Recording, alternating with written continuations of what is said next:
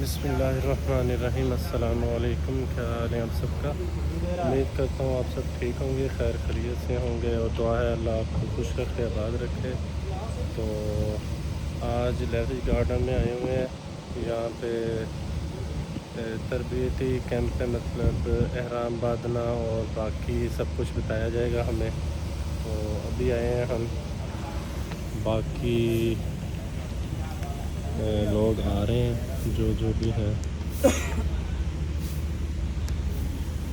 کچھ لوگ آ گئے ہیں اور باقی آ رہے ہیں۔ یہ دلشاد بھائی ہیں جو ہمیں ساتھ لے کے جا رہے ہیں، ان کا بہت بہت شکریہ۔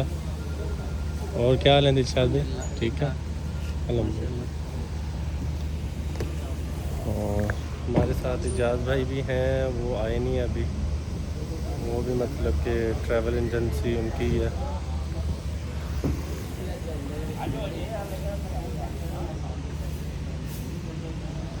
باقی منیر بھائی، والد صاحب سب۔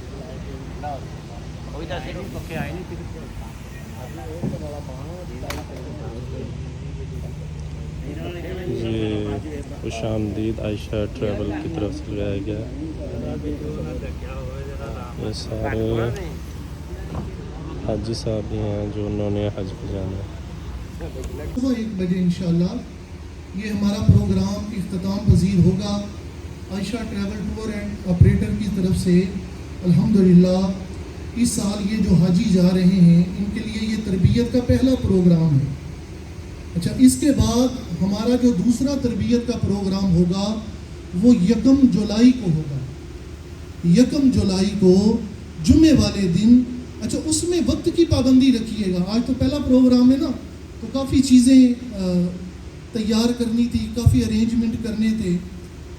تو 1 جولائی کو صبح 9 بجے سے 12 بجے تک، صبح 9 بجے سے 12 بجے تک جمعے کا دن ہوگا۔ اسی دن آپ کا PCR ٹیسٹ بھی یہیں پر ہوگا، لیب کی سہولت بھی یہیں پر ہوگی، آپ کا PCR بھی یہیں پر ہوگا، آپ کو پاسپورٹ ٹکٹ بھی یہیں پر دیا جائے گا، اور انشاءاللہ عز و جل ہماری دہرائی بھی ہو جائے گی۔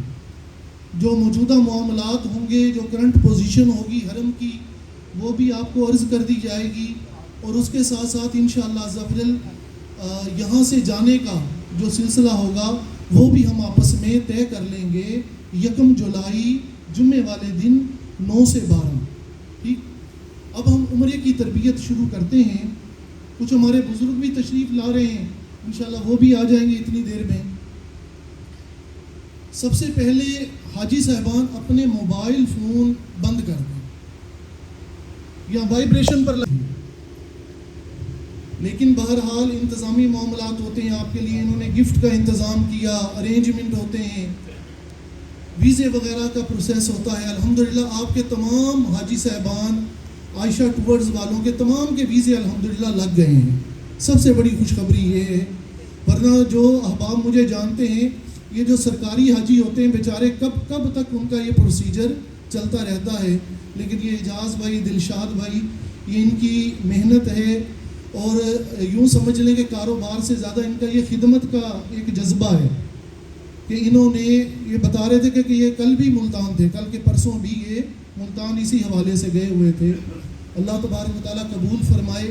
یہ تو ہو گئے انتظامی معاملات کہ ہم نے جناب کتنے کا پیکج لیا، کتنے کا پیکج لیا، ہماری فلائٹ کہاں سے ہے، جناب ویکسینیشن ہو گئی، کووڈ کے کارڈ ہمارے بن گئے، ہم نے بیگ خرید لیا، سامان خرید لیا۔ یہ سارے معاملات انتظامی معاملات ہیں۔ اصل مقصد کیا ہے؟ اصل مقصد یہ ہے کہ ہم نے وہاں جا کر کرنا کیا ہے، کرنے کیا جا رہے ہیں، اس کا طریقہ کار کیا ہے۔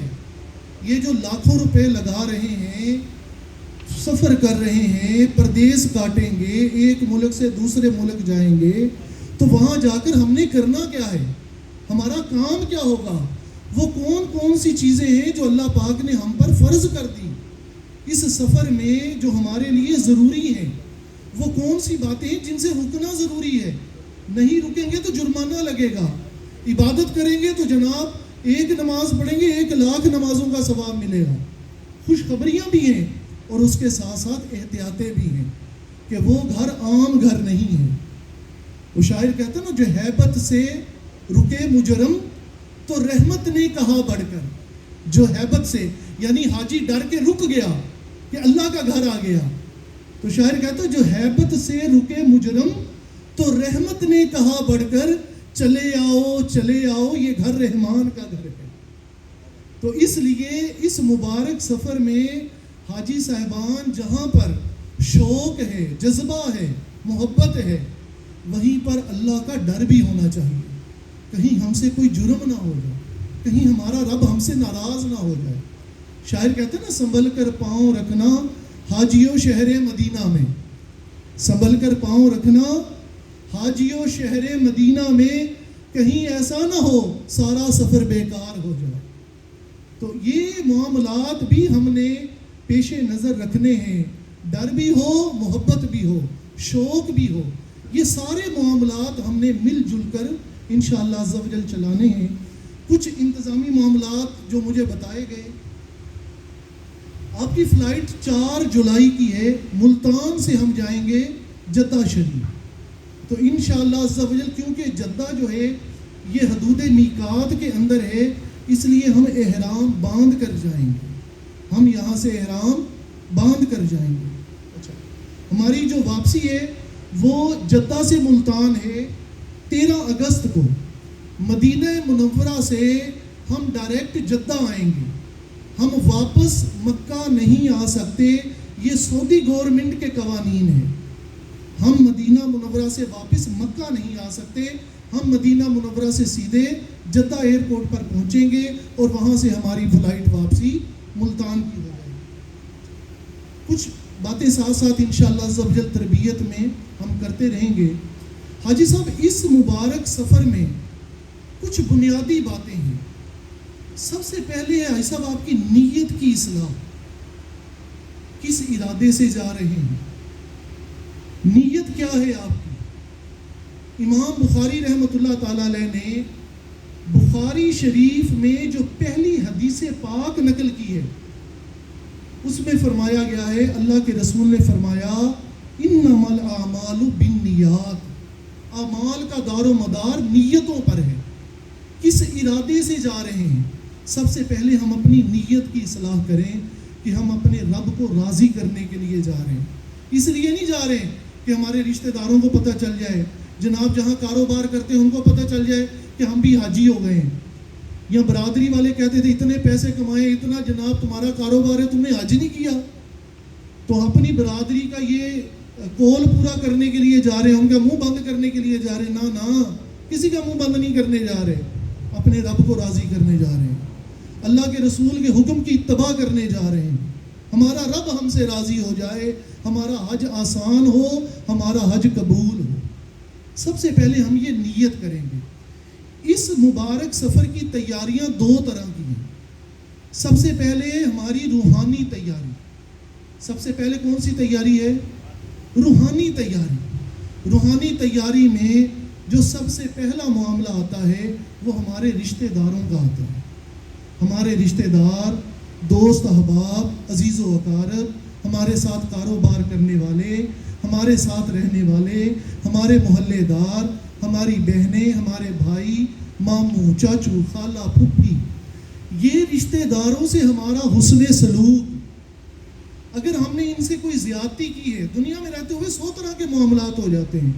اندر نا حاجی صاحب ایک مفتی بیٹھا ہوا ہے, ہر بندے کے اندر ایک مفتی صاحب بیٹھے ہوئے ہیں, وہ بندے کو یاد کرواتا رہتا ہے, بتاتا رہتا ہے یہ چنگا نہیں کرتا پیا, یہ صحیح نہیں کر رہے, یہ زیادتی کر رہے ہو. پھر بندہ اپنے آپ کو پھر دلاسا دیتا ہے, جھوٹی تسلی دیتا ہے, نہیں اس بندے نے میرے ساتھ زیادتی کی تھی, یہ چھوٹا ہو کے میرے آگے بولا تھا, لہٰذا جناب میں نے اس کا حصہ نہیں دینا, اس کو رگڑا دینا ہے. کسی کے پیسے دینے ہیں, وہ اس نے جناب ہمارے کسی دوست کی اس بیچارے نے سفارش کروائی ہے کہ یار وہ فلاں بندہ میرے پیسے نہیں دے رہا. ہم نے کہا تو دسیا کیوں کہ جناب میں تیرے پیسے دینے ہیں, لے لا ان پیسے میرے کو, نہیں دے رہے ہیں پیسے. یعنی ہمارا یہ ذہن بن گیا اس کو پیسے نہیں دینے, اس کو رگڑا دینا ہے. حاجی صاحب ایسے کوئی رگڑے ہیں تو برائے کرم یہ رگڑے ختم کر کے جائیں, اپنے رشتہ داروں سے معافی مانگ کر جائیں. آپ نے کسی کے ساتھ زیادتی کی ہے اس سے معافی مانگ کر جائیں. کسی نے آپ کے ساتھ زیادتی کی ہے اللہ رسول کی رضا کے لیے اسے معاف کر کے جائیں. معافی مانگنے کے بڑے طریقے ہیں. ہم کہتے ہیں یار حوصلہ نہیں ہوتا یار اب میں چھوٹے کے پاس جاؤں معافی مانگنے. بھائی صاحب اس کو پیغام بھیج دیں, فون کر دیں. فون کرنے کا حوصلہ نہیں ہے, کسی رشتہ دار کو اس کے پاس بھیج دیں جو آپ کا پیغام پہنچا دے کہ یار وہ تمہارا جو بڑا بھائی ہے, تمہارا جو خالو ہے, تمہارا ماموں ہے, چاچو ہے, وہ حج پہ جا رہا ہے, تمہارا تایا ابو ہے وہ حج پہ جا رہا ہے. میں کل اس سے ملنے گیا تو وہ بڑا شرمندہ ہو رہا تھا, کہہ رہا تھا یار وہ چھوٹا ہے لیکن مجھ سے زیادتی ہو گئی ہے, اب میں کیسے اس سے. یعنی آپ کا پیغام اس تک پہنچ جائے کہ آپ نے اگر اس کے ساتھ کوئی زیادتی کی ہے تو آپ اس پر شرمندہ ہیں. آپ یہ بات سمجھ گئے؟ یہ اس سفر کی بنیاد ہے. یہ پہلی روحانی تیاری ہے. دوسری روحانی تیاری ہے قرض دار کا قرض ادا کر کے جائے. کرتے اس وقت تک یہ صرف ہمارا لباس ہے. جس طرح شلوار قمیض پہنا ہوا ہے اس طرح یہ 2 چادریں باندھی ہوئی ہیں. اس کے نیچے مرد کچھ بھی نہیں پہن سکتا, نہ شلوار, بنین, انڈرویئر, کچھا کچھ بھی نہیں پہن سکتا. یہ 2 چادریں ہم باندھیں گے. اچھا یہ 2 چادریں آپ اپنے گھر سے بھی باندھ کر جا سکتے ہیں. آپ نے ملتان جانا, اپنی گاڑی پر جائیں گے اکثر حاجی, تو آپ یہ 2 چادریں اپنے گھر پر بھی باندھ کر, اس کا فائدہ کیا ہوگا کہ یہ جو استعمال شدہ کپڑے ہیں نا, آپ ملتان ایئرپورٹ پر جا کر یہ 2 چادریں باندھیں گے, یہ کپڑے آپ کے ساتھ ہی جائیں گے دھونے والے. اگر گھر میں یہ 2 چادریں باندھ لیں گے, 2-2.5 گھنٹے کا سفر ہے, اتنے سفر میں کہاں یہ خراب ہوں گی, کچھ بھی نہیں ہوگا. تو اس لیے یہ 2 چادریں آپ اپنے گھر سے باندھ کر غسل کر لیں, اپنے گھر سے باندھ کر جائیں گے تو آپ کا سفر آسان ہو جائے گا. دھونے والے کپڑے ادھر گھر میں ہی رہ جائیں. اس طرح سیدھے ہاتھ کی طرف ہم یہ چادر برابر کریں گے. اچھا یہ جو طریقہ بتایا جا رہا ہے یہ طریقہ سنت نہیں ہے, یہ طریقہ بہتر ہے, اس میں پردہ زیادہ ہے. ورنہ جس طرح دھوتی باندھتے ہیں, لنگی باندھتے ہیں, آپ اس طرح بھی باندھ سکتے ہیں, لیکن اس میں پردہ کم ہے. آپ وہاں جائیں گے, مطاف میں ہوا چل رہی ہوتی ہے, دھوتی ہوا میں اڑتی ہے, بے پردگی ہوتی ہے. اس میں یہ تہیں بن جائیں گی, اس میں بے پردگی نہیں ہوگی. سیدھے ہاتھ کی طرف برابر کر کے الٹے ہاتھ کی طرف لے کر آئیں گے, پھر اسے سیدھے ہاتھ کی طرف فولڈ کر کے باہر کی طرف فولڈ کریں گے. ٹھیک ہے, باہر کی طرف فولڈ کریں گے. اب یہ دیکھیں یہ تہیں بن گئی. یہ اگر چادر اڑتی ہے تو بے پردگی نہیں ہوگی. 2 باتیں یاد رکھیں, ناف سے یہ چادر اوپر ہونی چاہیے, دھنی سے یہ چادر اوپر ہونی چاہیے, اور ٹخنوں سے یہ چادر اوپر ہونی چاہیے. آدھی ٹانگیں ننگی نہیں ہونی چاہیے, صرف ٹخنا ننگا ہونا چاہیے. اس کے اوپر ہم نے باندھنا ہے احرام بیلٹ. احرام بیلٹ باندھیں گے,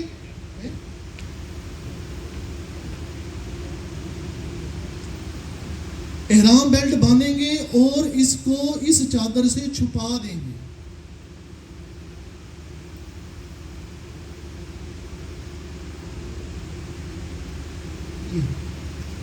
اس طریقے سے آپ اس کو پہلے ہی اپنے جسم کے لحاظ سے فٹ کر لیں اور اس کو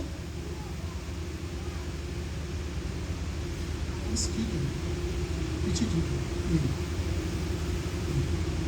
بس ٹھیک ہے ویسے چھپا دیں.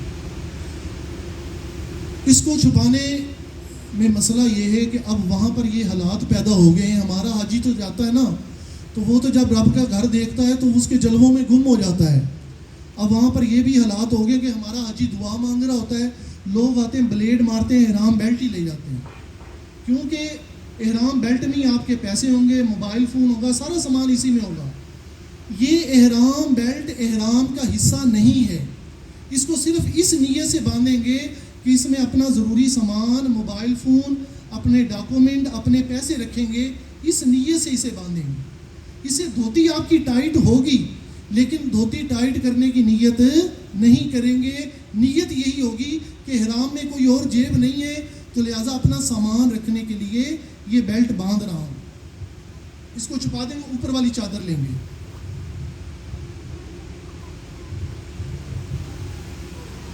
اوپر والی چادر لینے کا طریقہ بھی دیکھ لیں. ابھی ہم سر ننگا نہیں کریں گے, एयरपोर्ट पर पहुंचे या घर में, सर नंगा नहीं करेंगे।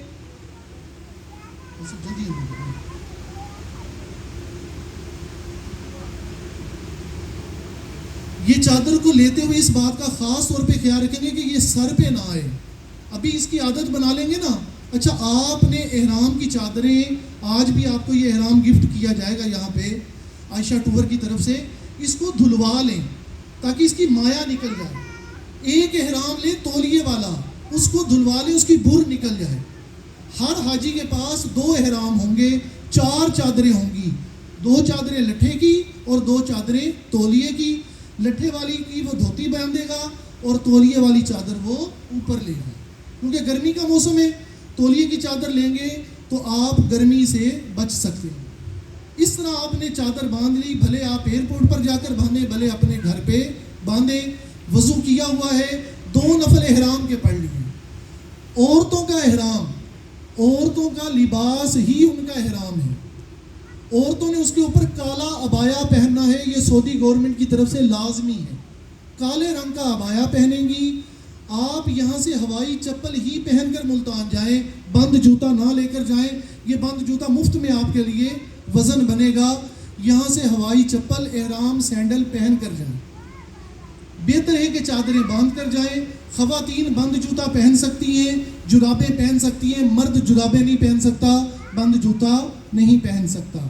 ख़वातीन सर के बाल छुपाएंगी, ये उनके लिए फ़र्ज़ है। चेहरा उन्होंने खोलना है, वो किस वक्त खोलना है? जब जहाज़ में बैठ जाएंगे, जब हमने उम्रे की नीयत करनी है, उस वक्त हमने चेहरा खोलना है। उससे पहले ख़वातीन नकाब में रहेंगी। इस हालत में अब हमने 2 नफल एहराम के पढ़ लिए। अब हमने नीयत करनी है। जब जहाज़ में बैठ गए, जहाज़ ऊपर वाली हवाओं में चला गया, अब हमने नीयत करनी है। याद रखिए कि हम यहाँ से करने क्या जा रहे हैं जी? क्या करने जा रहे हैं जी? हज करने जा रहे हैं। लेकिन यहाँ से जो एहराम बांधना है वो उम्रे का बांधना है। उम्रे का एहराम बांध कर जाएंगे, हज का एहराम बांध कर नहीं जाएंगे। ये बुनियादी तौर पर ये बात याद रखें। जहाज़ में बैठ गए, अब हमने नीयत करनी है उम्रे की। उम्रा क्या है हाजी साहब? उम्रा 4 चीज़ों का नाम है। कितनी चीज़ों का नाम है? 4 चीज़ों का नाम है। कितनी चीज़ों का नाम है जनाब? 2 बातें फ़र्ज़ हैं, 2 बातें वाजिब हैं। पहला फ़र्ज़ उम्रे का एहराम की हालत में होना। आपने चादरें बांध ली, नीयत करेंगे, एहराम की हालत में आ जाएंगे। ये उम्रे का पहला फ़र्ज़ है। उम्रे का दूसरा फ़र्ज़ खाने काबे का तवाफ़ करना, 7 चक्कर लगाना, ये उम्रे का दूसरा फ़र्ज़ है। ये 2 बातें उम्रे में फ़र्ज़ हैं, एहराम की हालत में होना और खाने काबे के 7 चक्कर लगाना। 2 बातें वाजिब हैं। पहला वाजिब है सफ़ा मरवा की सही करना, सफ़ा मरवा के 7 चक्कर लगाना, ये उम्रे का पहला वाजिब है।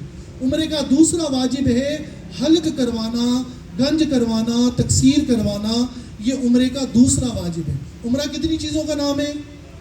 कितने फ़र्ज़ हैं और वाजिब कितने हैं? पहला फ़र्ज़ क्या है? एहराम की हालत में होना। और दूसरा फ़र्ज़ तवाफ़ करना। और पहला वाजिब सफ़ा मरवा की सही करना और दूसरा वाजिब आपका उम्रा मुकम्मल हो गया। कितना आसान है उम्रा। ये बातें नहीं भूलनी आपने कि 2 बातें फ़र्ज़ हैं, 2 बातें वाजिब हैं। पहला फ़र्ज़ एहराम की हालत में होना, दूसरा फ़र्ज़ खाने काबे का तवाफ़ करना। फ़र्ज़ उन कामों को कहते हैं जिनके बगैर उम्रा मुकम्मल नहीं होगा। वाजिब उन कामों को कहते हैं कि अगर वो काम ना किए तो हमारा उम्रा मुकम्मल तो हो जाएगा, लेकिन उनको दोहराना भी वाजिब है, दोबारा करना भी ज़रूरी है और जुर्माना भी लगेगा, जुर्माना देना भी ज़रूरी है। ठीक हो गया? ये फ़र्ज़ और वाजिब में ये फ़र्क है। हमने एहराम की चादर, रसूल ने फरमाया हाजी अल्लाह के सच्चे वादों पे यकीन रखो कि आज तुम ऐसे पाक साफ हो गए जैसे माँ के पेट से पैदा हुए। तो हज कहते किसे हैं?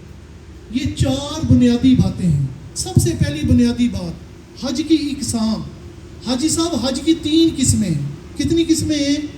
3 किस्में हैं। सबसे पहली किस्म हज इफराद, آپ بھی کہہ لیجئے, کیا کہتے ہیں؟ حج افراد. اس حج میں نہ عمرہ ہے نہ قربانی. یہ حج کون لوگ کرتے ہیں؟ یہ شہر مکہ کے رہنے والے مقامی لوگ یہ حج کر سکتے ہیں.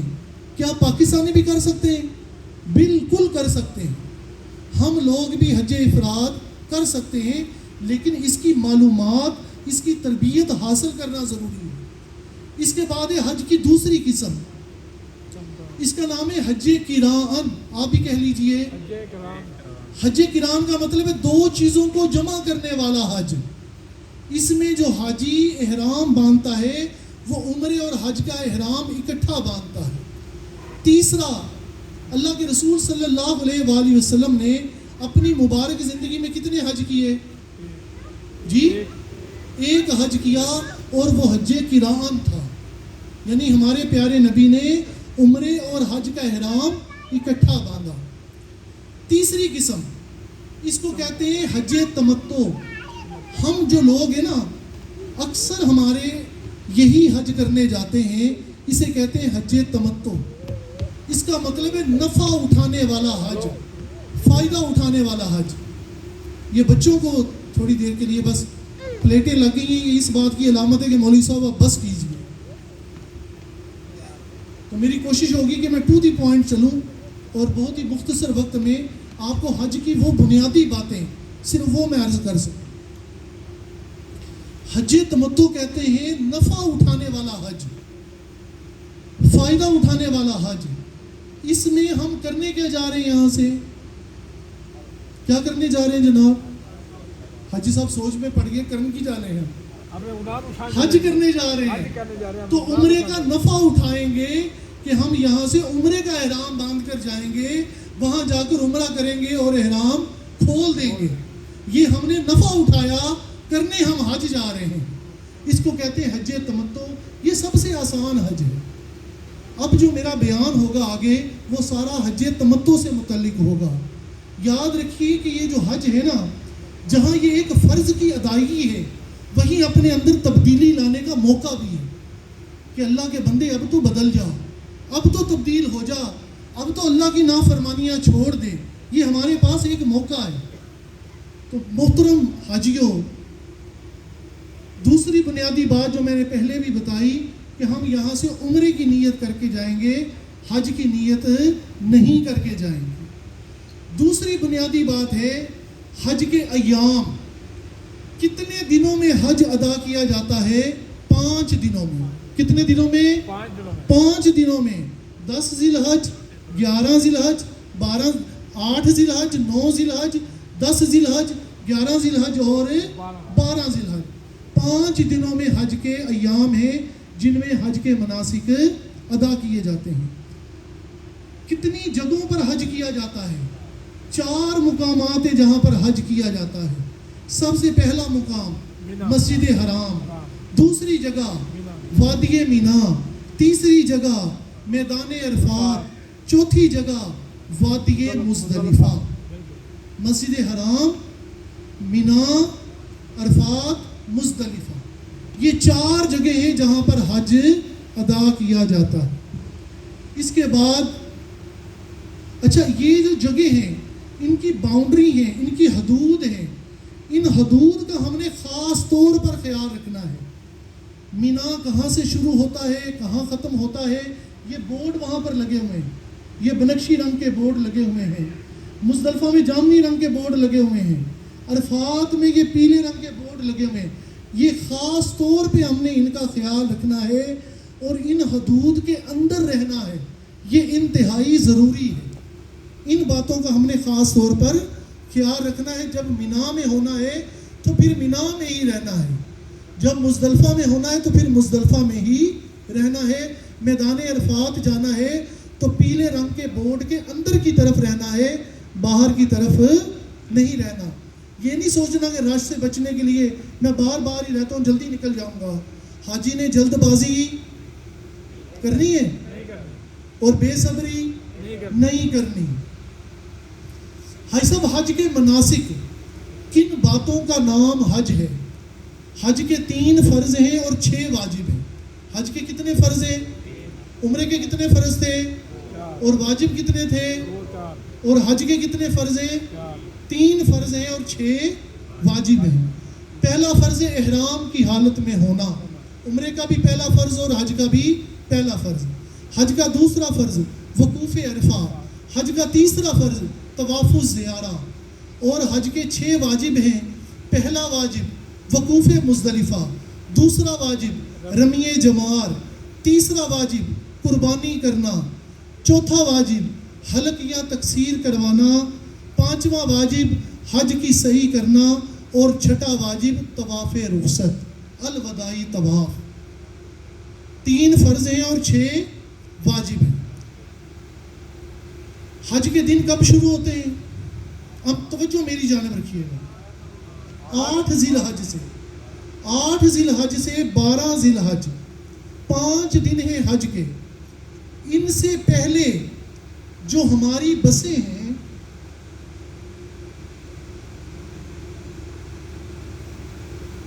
وہ جناب ہماری بسیں جو ہیں جو ہمیں میدان مسجد حرام لے کر جاتی تھیں،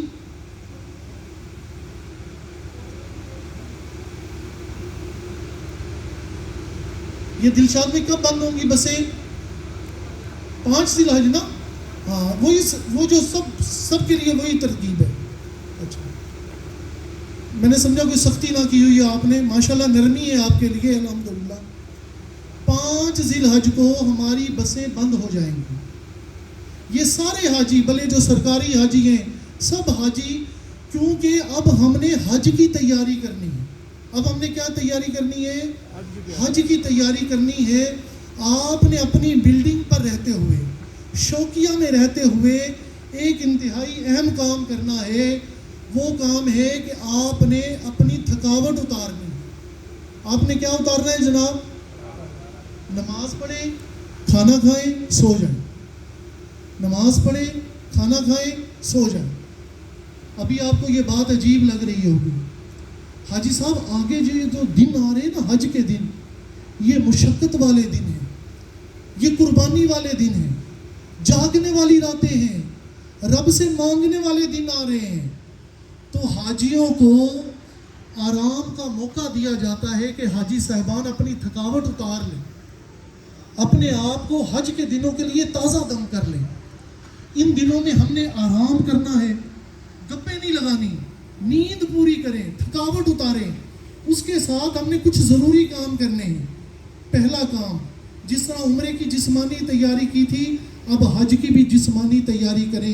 ناخن کاٹیں، جسم کے غیر ضروری بالوں کی صفائی کریں، اپنے جسم کو پاک صاف کریں، غسل کریں، تازہ دم کریں، اپنے آپ کو، اپنی تھکاوٹ اتار لیں۔ اس کے ساتھ آپ نے ایک کمانڈو بیگ تیار کرنا ہے۔ ایک بیگ جو آپ نے مینا میں اپنے ساتھ لے کر جانا ہے، وہ بیگ تیار کرنا ہے۔ اس میں کچھ سامان آپ نے اپنے ساتھ لے کر جانا ہے۔ یہ جو چیزیں میں آپ کو بتانے لگا ہوں، اس سے زیادہ اگر آپ ایک پانی کی بوتل بھی رکھیں گے نا تو یہ آپ کے لیے وزن ہوگا۔ سب سے پہلی چیز، احرام کی 2 چادریں آپ نے باندھی ہوئی ہیں، 2 چادریں اس کے اندر رکھیں۔ دوسری چیز، ایک ہوائی چپل آپ نے پہنی ہوئی ہے، ایک ہوائی چپل اس کے اندر رکھیں۔ تیسری چیز، ایک احرام بیلٹ آپ نے پہنا ہوا ہے، ایک احرام بیلٹ ایکسٹرا اس کے اندر رکھیں۔ کتنی چیزیں ہو گئی؟ 3 چیزیں۔ چوتھی چیز، آپ نے ایک شلوار قمیض، جب احرام کی پابندیاں ختم ہو جائیں گی تو آپ نے جو سوٹ پہننا ہے وہ ایک شلوار قمیض اس کے اندر رکھیں۔ ایک ٹوپی، کہ جب احرام کی پابندیاں ختم ہو جائیں تو اب آپ نے سر ڈھانپ کر نمازیں پڑھنی ہیں، ایک ٹوپی اس کے اندر رکھیں۔ کتنی چیزیں ہو گئی؟ 5 چیزیں، سوٹ اور ٹوپی، احرام چادریں، احرام بیلٹ، احرام چپل، سوٹ اور ٹوپی، 5 چیزیں ہو گئیں۔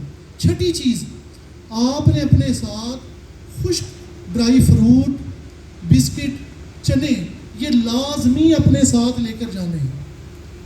حج کے دنوں میں کھانا لیٹ ہو ہی جاتا ہے، ادھر سے اللہ کی رحمت چھما چھم حاجی پہ برس رہی ہے، کیونکہ اس وقت پوری سعودی انتظامیہ، سارے ادارے وہ اس فکر میں ہوتے ہیں حج کے دنوں میں کہ یا اللہ خیر خیریت سے بغیر کسی حادثے کے حج مکمل ہو جائے. ہر ادارے کی توجہ اس طرف ہوتی ہے. تو یہ ایک عمومی بات ہے, کھانا لیٹ ہو ہی جاتا ہے. اب آپ حج کے احرام میں ہیں, کھانا لیٹ ہو گیا تو کیا کریں گے؟ اعجاز بھائی سے لڑیں گے یا اپنے رب سے دعائیں مانگیں گے؟ جی نا جی جناب, ان کو پکڑ لیں گے, جناب روٹی لے آؤ. روٹی کتنے گئی؟ تو روٹی ساری زندگی حاجی صاحب روٹی کھاتے رہے ہیں. صبر کے ساتھ اپنا بسکٹ کا پیکٹ نکالیں. اچھا وہ بسکٹ کا پیکٹ نکال کر پھر کیا کریں گے؟ منہ دوسری طرف کر کے کھائیں گے. اور ڈاکٹر نے میں نے دوائی دسی سے میں ذرا دوائی کھا لوں, ایسے کریں گے یا ساتھ والے حاجی کو دیں گے؟ بڑی مشکل بات ہے یار. یہ حاجی صاحب, حج کی قبولیت کی نشانی یہ ہے کہ حاجی تصدق کرتا ہوا چلے. 2 بسکٹ خود کھا لے, 2 بسکٹ حاجی کو دے دیں, پانی کا گلاس پی لے, اللہ کا شکر ادا کریں کہ یا اللہ کتنے مسلمان ہیں جو پاکستان میں ترس رہے ہیں. یہ کہنا آقا بہت سے عاشق تڑپتے سے چھوڑ آیا ہوں میں, بلاوے کے منتظر ہے لیکن نہ صبح آیا نہ شام آیا. آپ تو خوش نصیب ہیں کہ مینا میں موجود ہیں, میدان عرفات میں موجود ہیں. تو اپنے رب سے دعائیں مانگتے رہیں. کھانا آ جائے الحمدللہ کھا لیں, نہیں آیا چنے نکالیں, بسکٹ نکالیں, بادام نکال لیں, کچھ خود کھا لیں, ساتھ والے حاجی کو دیں, پانی کا گلاس پئیں الحمدللہ. حاجی صاحبان اس بیگ میں آپ ڈرائی فروٹ بسکٹ وغیرہ رکھ لیں.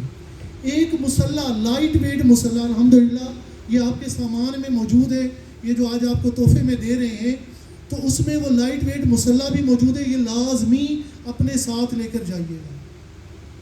ایک چٹائی جسے بیچ میٹ بھی کہتے ہیں, لائٹ ویٹ چٹائی, یہ مزدلفہ میں آپ کے کام آئے گی. جب کھلے میدان میں آپ نے رہنا ہے تو چٹائی اپنے ساتھ رکھیں. کتنی چیزیں ہو گئیں جناب؟ یہ 8 چیزیں ہو گئیں. اس سے زیادہ پانی, یہ تھرماس بوتل بالکل نہ لے کر جائیے گا, چھتری بالکل نہ لے کر جائیے گا, وہاں چھتریاں بہت مل رہی ہوتی ہیں. یہ تھرماس بوتل کی کوئی ضرورت نہیں, جگہ جگہ چلر لگے ہوئے ہیں, جگہ جگہ ٹھنڈے پانی موجود ہیں. آپ نے 5 ذی الحج سے لے کر 7 ذی الحج تک اپنی بلڈنگ پر رہ کر یہ تیاری کرنی ہے, حج کی تیاری کرنی ہے. بیگ تیار کر لیں, جسم کی تھکاوٹ اتار لیں. 7 ذی الحج, 8 ذی الحج سے 1 دن پہلے معلم کی بسیں آ جائیں گی, وہ کہیں گے حاجیوں مینا کی طرف چلو. ہم ان بسوں میں بیٹھیں گے اور مینا کی طرف روانہ ہو جائیں گے. آپ کا جو مکتب نمبر ہے وہاں پر وہ 32 ہے, انشاءاللہ عز و جل 32 نمبر مکتب میں ہم جائیں گے.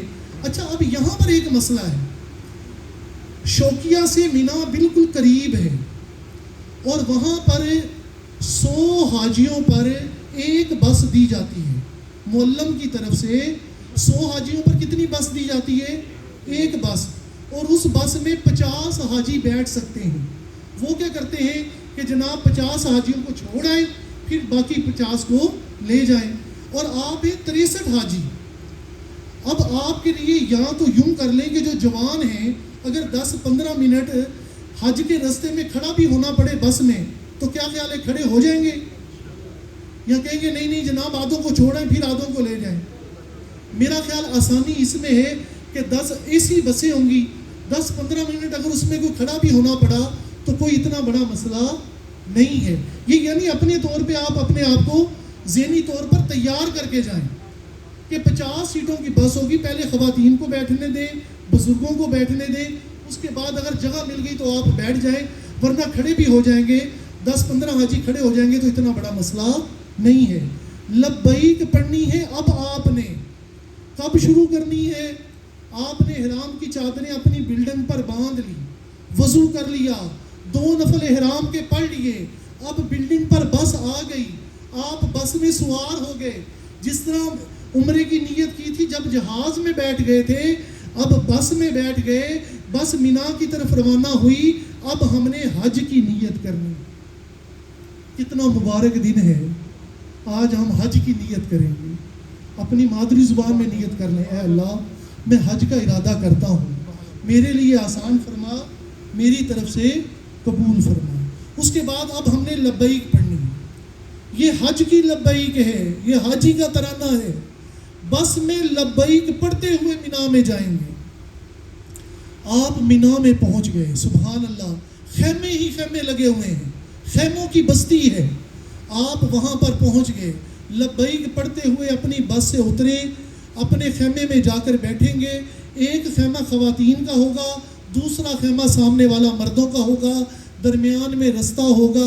آپ وہاں پہنچ گئے, رات وہاں گزاریں, عشاء کی نماز پڑھیں, سو جائیں, صبح فجر کی نماز پڑھیں. 8 ذی الحج, حج کا پہلا دن شروع ہو گیا. کون سا دن شروع ہو گیا؟ حج کا پہلا دن شروع ہو گیا. آج آپ نے 5 نمازیں مینا میں ادا کرنی ہیں. یہاں کا وقوف یہ عظیم سنت ہے. اللہ کے رسول صلی اللہ علیہ وآلہ وسلم نے مینا میں صحابہ کرام کے ساتھ قیام فرمایا. آپ بھی ظہر کی نماز, عصر, مغرب, عشاء اور 9 ذی الحج کی فجر اگر آپ کو مل جائے تو آپ نے یہ مینا میں اپنے خیمے میں پڑھنی ہے. آپ کا بس یہی کام ہے. 9 ذی الحج, حج کا دوسرا دن شروع ہو گیا. اب آپ نے لبیک پڑھتے ہوئے میدان عرفات جانا. آپ کو بس وہی بس, یہ تقریباً 9 کلومیٹر کا سفر ہے, اور یہ بس میں کتنے منٹ لگیں گے؟ 10 منٹ لگ جائیں گے. تو 10 منٹ کے لیے اب یہاں تو یہ کہ آدھے حاجیوں کو چھوڑ کر آئیں اور آدھوں کو پھر لے کر جائیں, یا یہ ہے کہ آپ 10-12 حاجی کھڑے ہو جائیں تو جناب آپ سارے مل کے ایک ہی بس میں پورے کا پورا گروپ جائے. اس میں آپ کے لیے آسانی ہے. آپ میدان عرفات میں پہنچ گئے, حج کا دوسرا دن ہے, 9 ذی الحج ہے. میدان عرفات میں اپنے خیمے میں پہنچ گئے. آج کا یہاں کا وقوف یہ حج کا رکن اعظم ہے. یہ سب سے بڑا رکن یہ ہے کہ آپ میدان عرفات میں پہنچ گئے. ہم وزارت مذہبی امور کی طرف سے اپنے حاجیوں کو یہ ہدایت کرتے ہوتے ہیں کہ آپ میں سے کوئی بھی مسجد نمرہ نہیں جائے گا. آپ مسجد نمرہ جائیں گے, میدان عرفات حاجیوں سے بھرا ہوا ہے, آپ اپنا خیمہ بھول جائیں گے, اپنے قافلے سے جدا ہو جائیں گے. آپ اپنے خیمے میں رہیں, وہیں پر ظہر کے وقت میں ظہر اور عصر کے وقت میں عصر کی نماز ادا کریں. مسجد نمرہ میں جو خطبہ ہوتا ہے وہ آپ کے لیے سننا ضروری نہیں ہے. آپ حج تمتع کر رہے ہیں, وہ حج افراد کر رہے ہیں, وہ وہاں کے مقامی لوگ ہیں. آپ کے لیے ان کے ساتھ وہ جو ظہرین پڑھتے ہیں وہ پڑھنا بھی آپ کے لیے ضروری نہیں ہے. اگر کوئی پڑھ رہا ہے آپ اسے بحث نہیں کریں گے. کوئی آدھی نماز پڑھ رہا ہے, کوئی پوری پڑھ رہا ہے, کوئی ہاتھ چھوڑ کے پڑھ رہا ہے, کوئی ہاتھ باندھ کے پڑھ رہا ہے, کسی سے جھگڑا نہیں کریں. آپ اپنی نماز ادا کریں. وہاں جماعت ہو رہی ہوتی ہے خیموں میں, آپ کا دل کرے جماعت کے ساتھ نماز پڑھے, آپ کا دل کرے علیحدہ نماز پڑھیں, لیکن ولا جدال ولا فسوق ولا جدال فی الحج, کسی سے جھگڑا نہیں کرنا, بحث نہیں کرنی, اپنے رب سے توبہ و استغفار کرتے رہیں گے. یوم عرفہ میدان عرفات میں حاضر ہیں. آج کے دن کی برکت یہ ہے کہ کوئی مسلمان احرام کی حالت میں 9 ذی الحج کو میدان عرفات کی فضاؤں میں سے بھی گزر گیا, وہ حاجی ہو گیا. ہمارا حاجی یہاں سے گیا, وہ بیمار. جی الحمدللہ وہاں سے ہو کے آگے تھے. آج اجتماع تھا, تربیتی کیمپ تھا یہاں پہ لیوش پہ عائشہ ٹور والوں کی طرف سے. تو بہت اچھا انتظام تھا ان کا ماشاءاللہ. تو آگے پھر تھوڑے سے کام کیے گھر کے. اس کے بعد میں ویڈیو بنا نہیں سکا کیونکہ پہلے سے ہی کافی لینتھی ویڈیو بن گئی تھی. تو اس کے بعد واک پہ گیا, واک کر کے گھر آیا, نماز وغیرہ پڑھی, اور آریان کو بخار تھا تو اس کے لیے بریڈ وغیرہ لینے چلا گیا. تو اس کے بعد عائشہ ٹریول پہ گیا, والد صاحب کی میڈیسن پیک کروانی تھی وہ لے کے آیا. تو ابھی انشاءاللہ اب عشاء کی نماز کا ٹائم ہو گیا ہے, تو کاشی بھائی آ رہے ہیں تو نماز ادا کریں گے. تو امید کرتا ہوں آپ کو میری ویڈیو پسند آئے گی. تو آج کا ولاگ یہیں پہ ختم کرتے ہیں. دعاؤں میں یاد رکھیے گا, اور جہاں رہے خوش رہیں, آباد رہیں. اللہ حافظ.